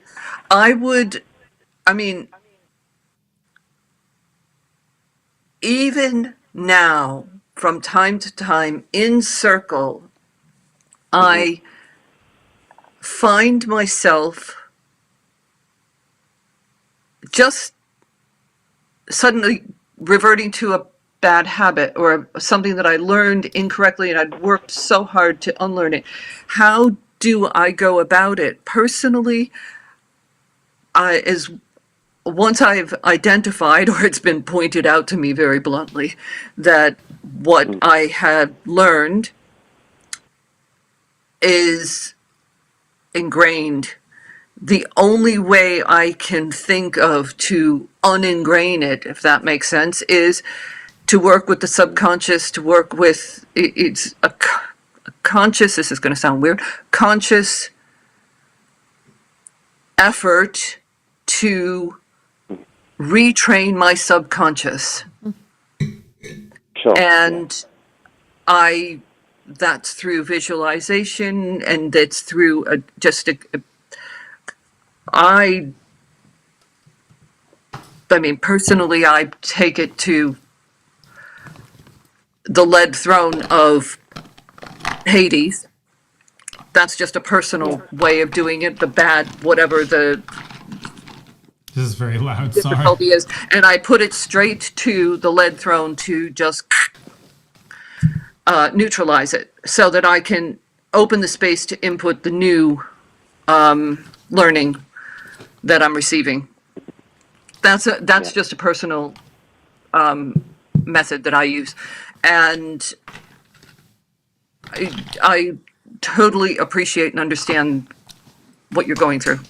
Looking for drops for Ellie, and I surprisingly don't have any. I always have eye drops with me, and I don't have It's any just eye this drops certain with me. time of day my makeup goes Yeah. south, and I finally. Nah, it's looking for eye drops for you. Can I ask a question about that, Sharon? Based on your answer, when you say go to the lead throne, do you mean sort of turning it over to a god form that would help you remove an old practice that you think is not really valid or good, and then help you make that space in your subconscious? Are you saying that you might use a god to help you do that? Or no? Well, I mean, Hades is a pretty good guy to, right, that's what I think. put That's it what you to, meant. but I'm focused on the throne itself because of the element, or the yes, and like Saturn for the structure. without really bothering a deity about my own personal problems, if that makes sense. I like to make my personal problems their personal I know, problems. me too. I always tell them all my nitty gritty and say, y'all come down Yeah, here but and see, help I me want to with this learn stuff. from them first. You know, I I like want to that. try and I deal like with this that. first, and then. I was Jig someone said so she goes, I like to go to bars and get so drunk that I know I'm going home with someone because I make me their problem. Make you their problem. Very good question. For me personally, I think I just I think I'm going through my craft I think you should all be afraid. I think I'm going through my craft teenage phase again. So I just don't know about these rules anymore. These rules. All I So know is I I don't can know. drink a whole bottle of red wine now in an hour and a half and be absolutely fine with it. I've gotten so good at drinking red wine. I have not. That's why You're I have- pickled. I'm You pickled. did. You Right, were thank good. You were good. For a short period. You could do it. Stephen, Good one. I'll answer it differently. I think I'll take a different road. I like Sharon's idea of visualization and the reworking of the subconscious. But one of the things about, if we're looking at the entirety of our magical journey and not just sort of bad habits like that we've picked up in terms of ritual behavior or speech patterns or whatever. Because I've had to teach my students how to get rid of bad habits in terms of like how they intone certain parts of the liturgy if they're really bad. Because some people are just not gifted at that, right? And so you do have to train that in something. But I approach craft and this gets to your question, I promise. It's going to sound a little heady, but as No, it's containing good. within it the potential to transform me. I think a lot of people who approach magic today approach magical systems as things that exist to validate their own work that exist outside of that system. And that system is only as valid as it can, is only as valid insofar as it accomplishes that, as it validates their own personal growth. That they have on a completely separate standard, they have a completely separate rubric. They're not giving themselves over to the work. So if you want to correct bad habits that you've developed magically, or you want to correct horrible thoughts that you've developed on your magical journey, you allow the work to actually be transformative. You go into it expecting that and accepting the transformation, accepting the criticism and the change. But I think so many people have this incredibly misguided idea that magic is a tool of self-help. That's all it exists for. Yeah. You know, it exists the same way that Napoleon, was it Napoleon Hicks who wrote Think and Get Rich or whatever, that we are just that, but with robes and candles. Right? Like we're nothing more than New Thought with cooler accoutrement, right? And so kill that idea, let the gods That's change the you, secret with a knife. and they will change you, right? Like it's like, But that has to be the first choice. I think in ritual, it's important that everything you do, and Sharon is right, because this takes a lot of consciousness, everything you do should be being done for a reason, which is hard. It is harder than it sounds, because you're going through an entire session, sometimes including wine, and everything you do, everything you say, everything you do with your hands, should have a reason.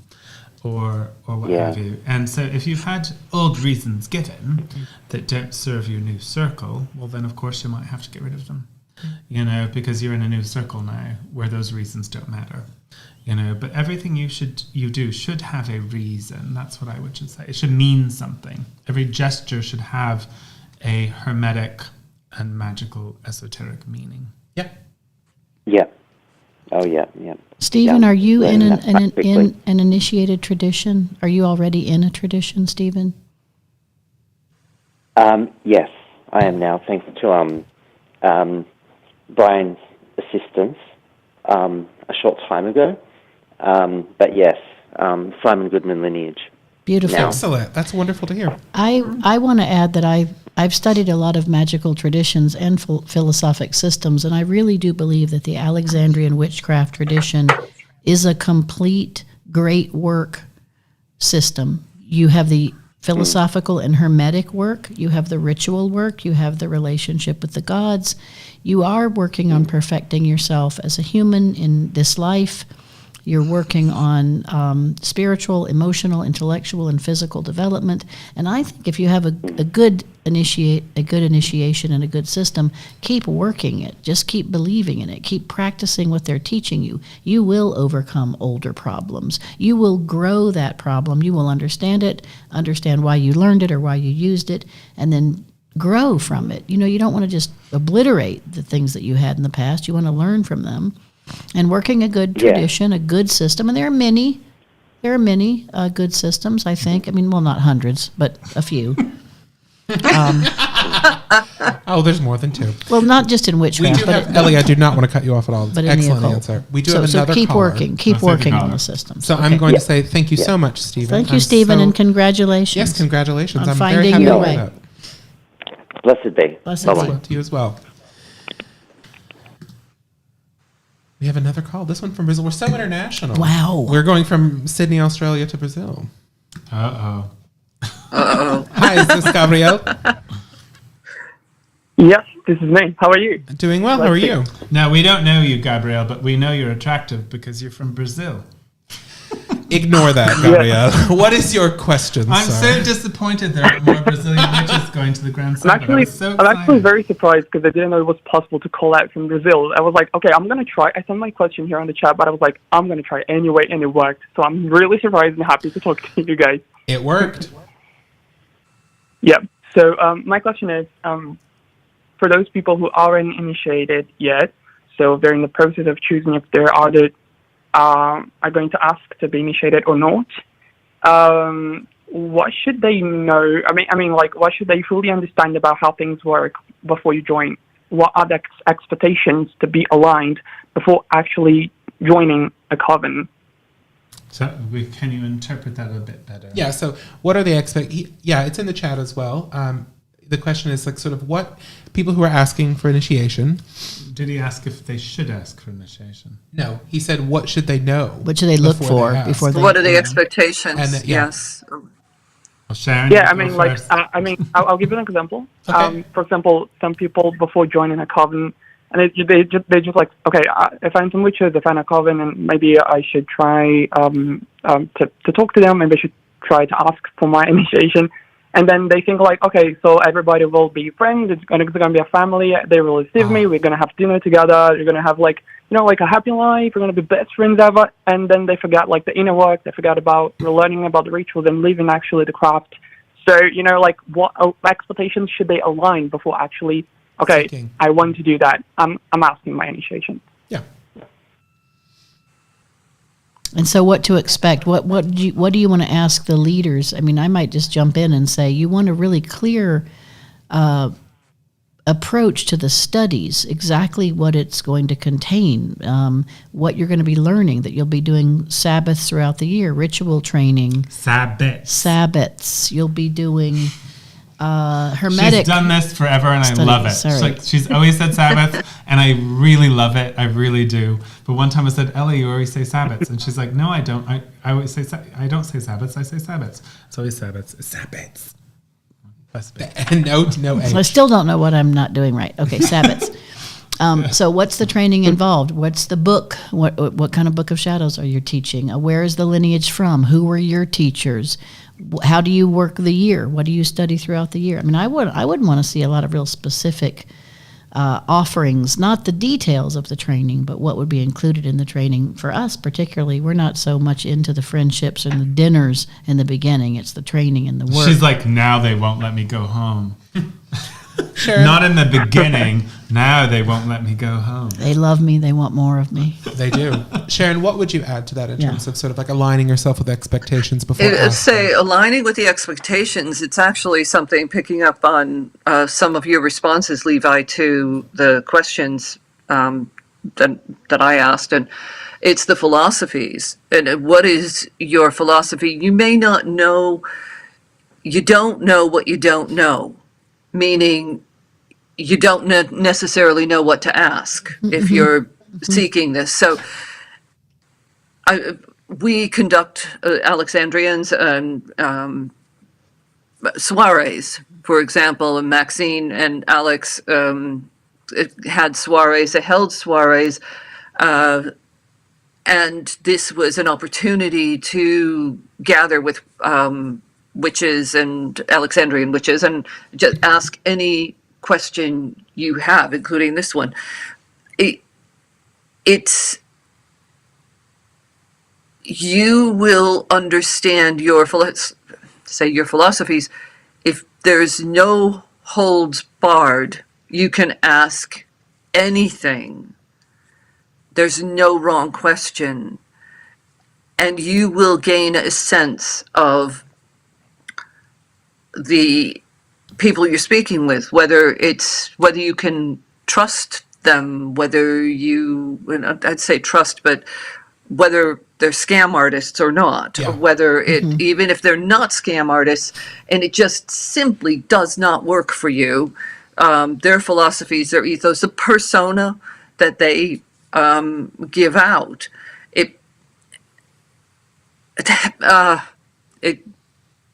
It's a lot. You have to smell right, and they have to smell right to you too. That's it. You just have to smell. It's like the X Factor. But they should ask themselves, right? How they conduct themselves. Am I ready for that? Well, we would hope. You're asking, which is conducting themselves right is problematical on its own in a way. So I think what is important is that if you're interested in joining a priesthood, like Gardnerian or Alexandrian craft, that you do your due diligence and read up on it as much as you can. There are now lots of resources. No, there's not a book on how to become Gardnerian, and there's not really a book on how to become Alexandrian either. But you can read books by the authors and sometimes get a flavor. You can watch podcasts like this. There's an enormous advantage that people have today that I didn't have, and certainly Maxine did not have. Right. You know, Me too. so it's increased, as time's gone on. So do your due diligence. And nowadays we expect that. We would never take someone that comes, I've never read anything about witchcraft. Never in a million years. We'd say you need to go learn what you're even asking about now. But once that has done, I'm going to use Levi as an excuse. Like Levi, and not as an excuse, as an example. An excuse, thank you. He's going to be an excuse and an example. When Levi came to me, he was very well read. They were both very well read. But Levi was 100% like, I know I want to be Gardnerian or Alexandrian. And what was my response? Then go find a Gardnerian coven. I gave you a number. Yeah, to go talk to them. I didn't just say go find a Gardnerian coven. I said, here's a phone number of a Gardnerian coven. It was about, I think, 30 days later, he called me back and he said, I want to be Alexandrian. That did happen, Sharon. Because he was learning that he already knew he had done as much reading as he possibly could. So he was as informed as any non-initiate could be. But he wasn't sure what he wanted to do. And so I gave him an example, and then he thought about it and said, no, I actually want to go back to this. And now regrets it with every fiber of his No, he didn't. Most days I don't. I promise. But yes, same with me. Same with me. Okay, I'll be honest with all of you. Originally speaking, I wanted to be Gardnerian because in my mind, I thought Gardnerian was the older The oldest, thing. yeah. Now, for all of you Americans out there, the Gardnerian witchcraft you're going to encounter is not older than Alexandrian witchcraft. You have to go to England for that. So it does exist, but it's not this. It's not the Long Island line. It's not the Kentucky line. It's not the California line. Those lines came after. When Uncle Bucky came over here, Alex was already setting up shop. So it's not older. It's newer. And that. Is it okay if I just interject a little bit? Yes, please do. Okay. Perhaps something you might want to consider is to narrow it down, look at specifically the works on Gardnerian and Alexandrian, and the differences that I referred to, and we all four of us here are very, very aware of. That will immediately resonate with whichever way you're minded to go. Yeah. That will help narrow your search considerably. You're in Brazil. There's Gardnerians in Brazil. There are Alexandrians as well, some big covens as well. But if you focus on the fundamental differences between the two, as I think it was Ellie who mentioned, we're not necessarily into the family thing or whatever, paraphrasing badly. But we are more attractive. Yeah. I don't know if that translates to Brazil, the though. whole family, we're not therapy groups. We're not, oops, God, I'm going to get killed. We are the more attractive, we are don't want to know you distinct. kind. We're not everybody's flavor. We are not, normally we send people away before we encourage you to go and look at everybody else. And like Levi, if you do that and come back and say, actually, do you know what? Let's have a conversation. Then, we're not everybody's cup of tea. Oh, Right. I was just going to say, cup of tea. thank So you important. so much. I Claudia. think that everyone here, we're all aware of that, and it is the truth. We're not. It's witchcraft. It's witchcraft. And I think Gardnerian witchcraft is witchcraft too. I think it's actually it actually makes me sad in my heart that American Gardnerian witchcraft, I can't speak for the UK, Sharon might be more plugged into that than I am now, but in America it's become such a card-carrying thing that sometimes it's like a weird shadow of its former self. Like, you should be able to walk independently without people's permission, and I meet so many Gardnerians who are afraid. They want to step out of line, but they don't want a witch afraid of stepping out of line. Like, I just think it's very weird. You're witches, for God's sake. Yeah, I mean, Alexandrian craft, we're just happy if they show up in the same quantisphere. I think I would add something important. Gabriel's call dropped, and he said thank you in the chat. So thank you so much for calling in, Gabriel. But I would add something important to this discussion in terms of, because he's asking, like, what are the expectations if you're a seeker? And I agree with everybody's answers. Well, here. you have attractive down. We know that because you're Brazil. But my expectations, not Levi's. He doesn't care if you're ugly. I think a huge thing that the I do. student's expectation, Brian, not the teacher. The seeker. Fine. What are they looking for? I was thinking about myself. I think that I am very keen to use the word religion and to use the word priesthood very quickly with seekers. Agreed. And I know that because there's been a change, even in England, like you're in England, and I think you know far better than I do, the Church of England is a shell of its former self. It's rapidly declining. It's a very secular country. That wasn't true when Maxine and Alex started. The Church of England was incredibly influential politically. The House of Lords was still, it's a whole thing, right? It was culturally very difficult to not be a Christian. And so the word religion carried a very negative connotation.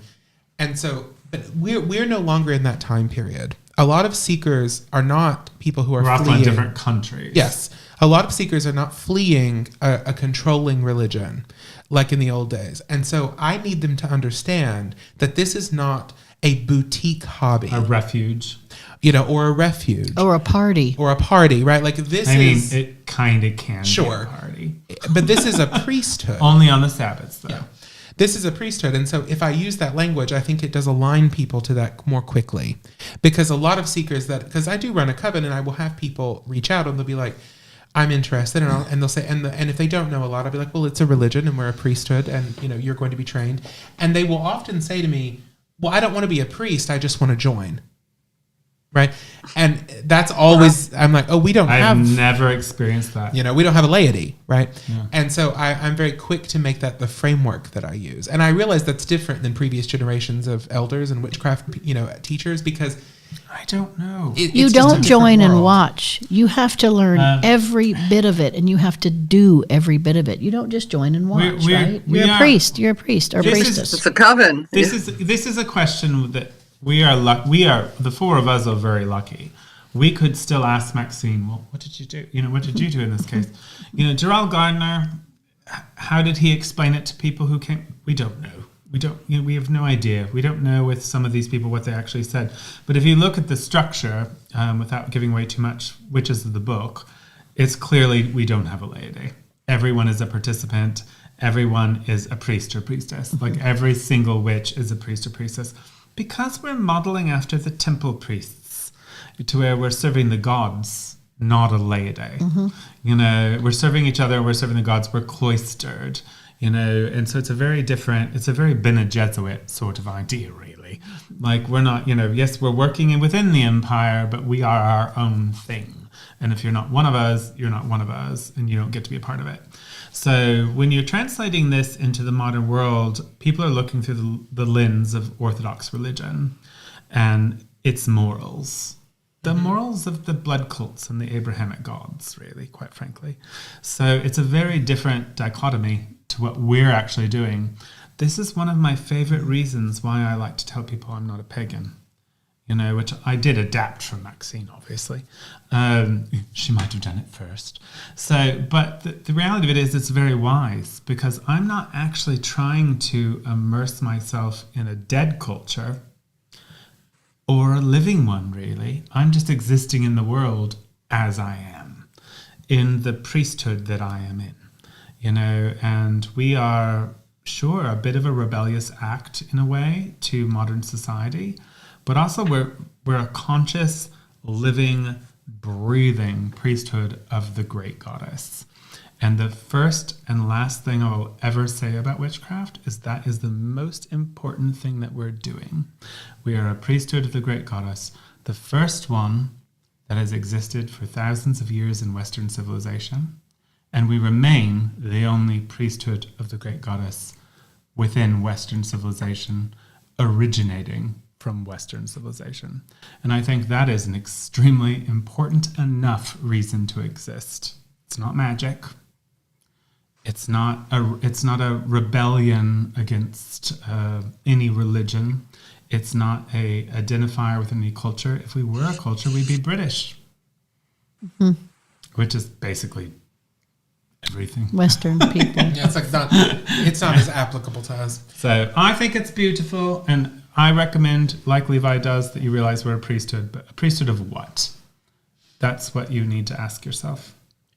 It also just gets people. I mean, I think the young generation is just dealing with such different definitions than previously was used. And it's our duty to maintain ours. And if they choose it, good for them. Yes, but it's not to be redefined. We lost her again. She'll call back. Am I making sense? Yes, no, absolutely. You answered it. And I love that rail against me, Levi. We're not redefined. We are what we are, and you can do it with us or not. It doesn't belong to us. It's not up to any of us to redefine it. It exists.